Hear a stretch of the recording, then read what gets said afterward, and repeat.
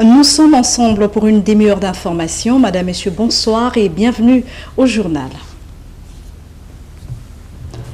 Condamné en première instance à 18 ans de prison pour crimes de guerre et crimes contre l'humanité, l'ancien vice-président congolais Jean-Pierre Bemba a été acquitté en appel ce vendredi 8 juin à la Cour pénale internationale. Alfred Bangat nous fait le compte-rendu.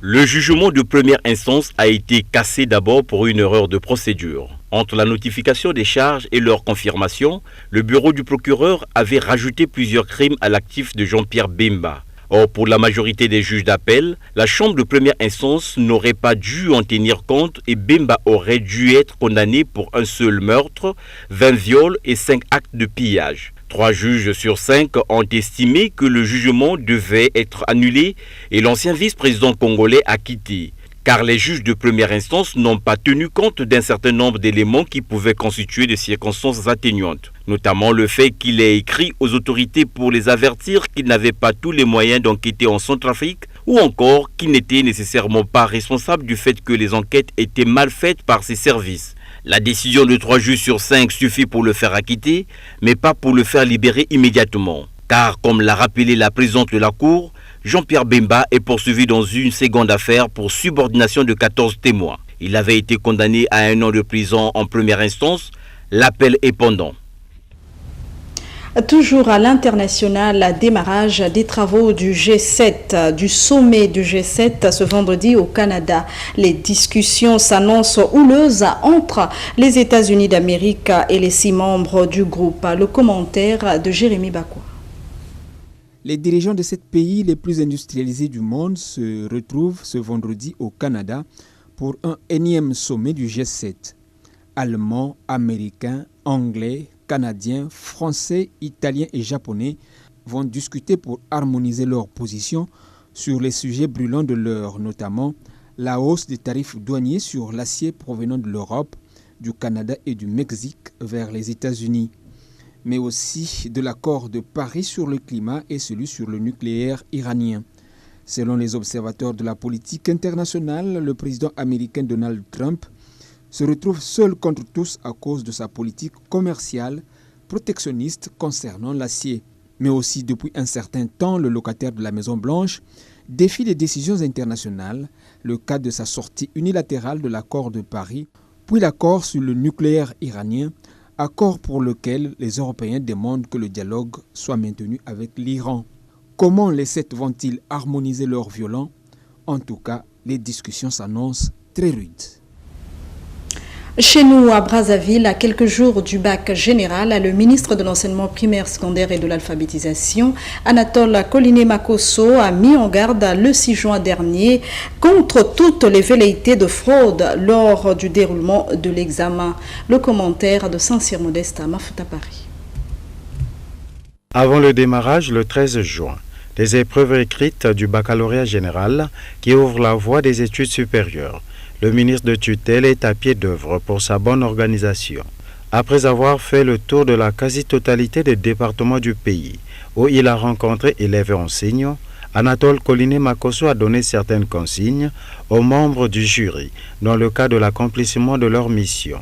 Selon Anatole Koliné-Makosso, le rapport établi sur l'organisation des examens d'État depuis une dizaine d'années au Congo est alarmant du fait des comportements de certains cadres nationaux. C'est ainsi qu'il a demandé aux membres du jury de prendre des engagements fermes pour que cela ne puisse plus se reproduire. Tirant des leçons du passé, il les a appelés à la vigilance, à la rigueur face aux surveillants de salle qui sont souvent à l'origine de certains mots tant décriés. Pour lui, certains chefs de centre négocient avec les responsables d'établissement pour modifier la liste des surveillants de salle. Le ministre a par ailleurs annoncé que suite à des mesures prises, certains inspecteurs pédagogiques ont été interpellés par les services de sécurité. Cela, un certain nombre de manœuvres de nature à entacher l'intégrité des examens. De même, de faux élèves qui se comportent comme des mercenaires à chaque session d'examen ont été identifiés dans certains centres. Pour avoir fait le tour du pays, Anatole Collinet Makosso, qui s'est rendu le 5 juin à Mindouli, en passant par Kintele et Igné, pour encourager les candidats, pense qu'au regard des résultats obtenus par les candidats au baccalauréat blanc organisé dans tous les départements, il sera inquiet au cas où le pourcentage d'admission serait très élevé. À cela, tous les surveillants dans les salles devront redoubler d'efforts afin que les cas de fraude ne soient plus de rigueur dans les centres d'examen prévus sur toute l'étendue du territoire national. Chez les musulmans, le mois du jeûne s'achève dans quelques jours et on connaît déjà la date de la nuit du doute au cours de laquelle la date de la fin du Ramadan sera fixée. Les enseignements astrologiques laissent déjà présager ce qui sera alors vu dans le ciel. Sincère Modeste, Mafouta Paris. La date de la fin du Ramadan est fixée lors de l'observation de la lune. Durant cette nuit de doute, si l'astre est visible, le mois du Ramadan s'achève. Sinon, il faut attendre le lendemain. La période du jeûne du Ramadan 2018-1493 de l'Hégire a débuté pour les nombreux fidèles musulmans depuis le 17 mai dernier. Les explications données au mois sacré du Ramadan par l'imam Aruna Sangare. Le mois de Ramadan, c'est un moment, n'est-ce pas, qui est rempli de spiritualité.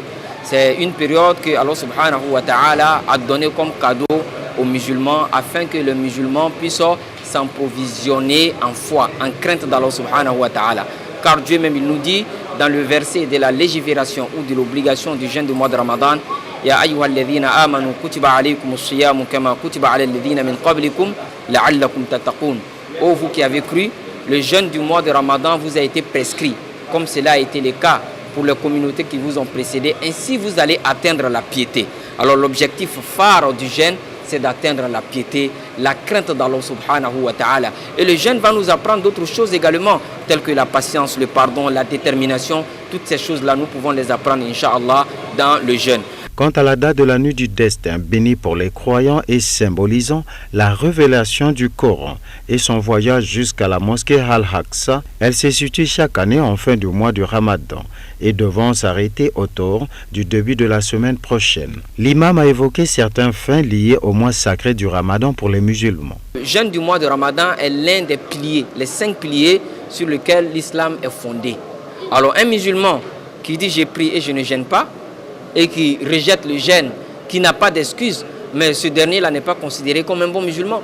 Il n'est pas considéré comme un bon musulman parce que l'islam est basé, n'est-ce pas, sur 5 piliers. Et parmi ces 5 piliers-là, il y a également le jeûne. Mais par contre, il peut y avoir des musulmans qui ont des excuses. Par exemple, les vieillards, par exemple, une personne qui est malade, une personne qui est en voyage. Ces gens de personnes-là, on peut les autoriser de rompre le jeûne. Lorsque le mois du Ramadan s'achève, les musulmans organisent une grande journée de célébration, l'Aïd el-Fitr, durant laquelle on rend visite à ses proches après être allé à la mosquée.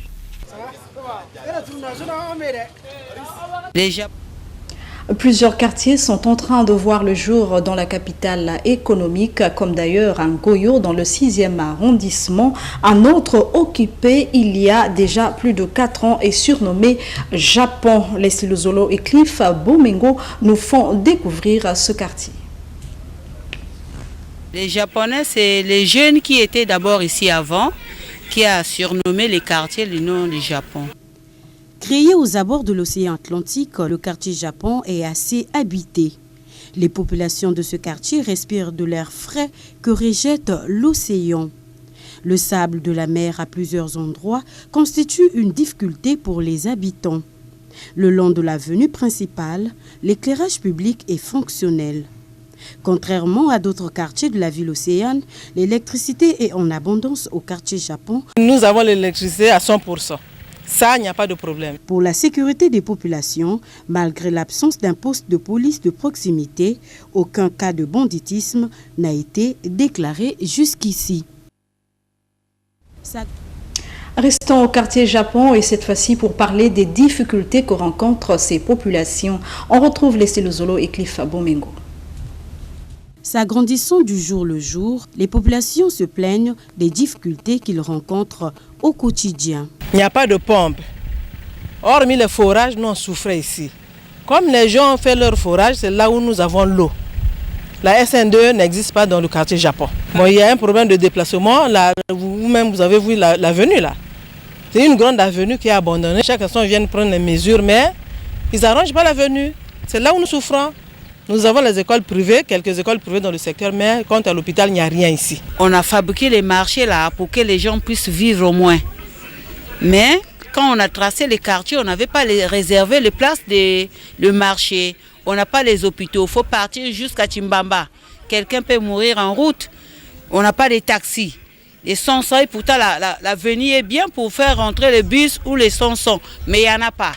Donc nous ici là, ce sont les difficultés qui sont avec nous ici là, c'est ça. Oui, on a une école de l'État, il y en a. Les privés aussi, il y en a. Jusqu'à CM2, on n'a pas de collège. Si on peut nous mettre une collège ici là dans les quartiers, parce que les quartiers est grand. Les quartiers n'est pas petit, de l'autre côté, les quartiers est grand. On peut nous mettre aussi un collège, ça doit nous arranger pour nos enfants. À côté du manque de transport, d'eau et d'autres services essentiels, le constat fait généralement sur les quartiers naissants, les populations s'installent avant la construction des infrastructures de base, notamment les routes, l'eau, les hôpitaux, postes de police, marchés, et la liste n'est pas exhaustive. Cette expansion se fait au su et au vu de tout le monde. Il est peut-être temps de rappeler à tous les zones en défend avant qu'il ne soit trop tard. Cette expansion se fait au su et au vu de tout le monde. Il est peut-être temps de rappeler à tous les zones en défend avant qu'il ne soit trop tard. Voilà, c'est aujourd'hui 8 juin que la société pétrolière Total EP Congo a célébré en différé la journée mondiale de l'environnement sous le patronage du ministre des Hydrocarbures. Le commentaire de Guy Serge de Mwanza.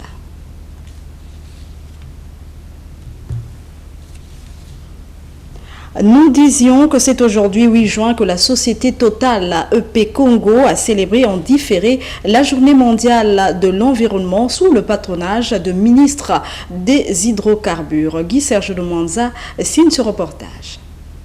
L'opérateur pétrolier Total EP Congo a célébré en différé la journée mondiale de l'environnement vendredi 8 juin 2018 à Pointe-Noire. À cette occasion, une conférence débat a été organisée dans la salle polyvalente du Camp 4 Ouest, sous le patronage du ministère des Hydrocarbures. Entre autres invités de marque à cette activité, la vénérable Odette Masusa Kombila Matteo, président de la commission santé, affaires sociales, genre, famille et développement durable du Sénat, l'honorable Marie-Jeanne Koulombo, président de la commission environnement, développement durable de l'Assemblée nationale, et le sous-préfet directeur de cabinet du préfet de Pointe-Noire, Jean-Louis Bantou, représentant le préfet empêché. Après l'induction sécurité ou minute sécurité par Henri Donguila, chef de division hygiène, sécurité, environnement de Total EP Congo, et l'introduction à la journée mondiale de l'environnement par le directeur général adjoint de Total EP Congo, Alain Brice Bompoutou, le mot d'ouverture de la session a été prononcé par Marcelin Dibou, directeur de cabinet du ministre des Hydrocarbures. De fil en aiguille, il s'est ensuivi une série de 2 panels d'exposants. Le premier panel, sous la mouvance du ministère du Tourisme et de l'Environnement, a été placé sous la modération d'Olave Minkala, directeur départemental de l'environnement au Kwilu. 3 exposants sont intervenus. Il s'est agi tour à tour de Liliane Ewani, directrice départementale de l'environnement de Pointe-Noire, sur enjeux environnementaux et engagement de la République. Retour d'expérience d'ENI dans la gestion des déchets plastiques par Rafaela Koutrela et retour d'expérience de Total EP Congo dans la gestion des déchets par Sophie Inyumba. Ce premier panel d'exposés suivi d'un jeu de questions-réponses a culminé vers une pause café suivie d'une visite du stand du Camp 4 Ouest par tous les participants. Le deuxième panel d'exposants sous la mouvance du ministère des Hydrocarbures a été dirigé par Ulrich Mbungu-Lekoba, directeur de la cellule anti-pollution. 5 exposants sont intervenus dans 2 cadres du ministère des Hydrocarbures sur la réglementation de la gestion des sacs plastiques, les stratégies et grandes orientations sur la gestion des déchets par les entreprises pétrolières. Jean-Michel Nieto de Tank Service, Shelly Sita d'Afriplast et Mavin Zingula de BLP ont respectivement exposé sur le recyclage des déchets et la valorisation des sacs plastiques. Après une deuxième séance de questions-réponses, le directeur général adjoint de Total EP Congo, Alain Brice Bumputu, est intervenu de nouveau pour le mot de remerciement. Marcelin Dibou, directeur de cabinet du ministre des Hydrocarbures, a clôturé les travaux de cette conférence. Puisque nous parlons célébration, découvrons cette dépêche. Célébration ce 8 juin de la journée mondiale des océans.